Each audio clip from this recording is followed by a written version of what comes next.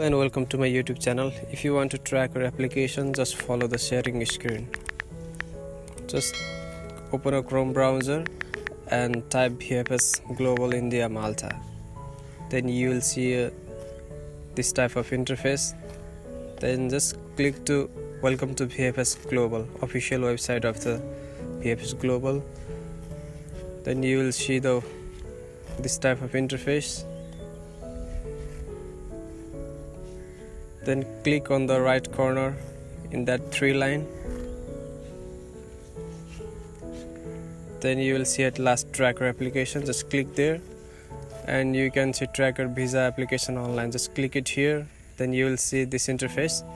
Then you have to type your reference number and date of birth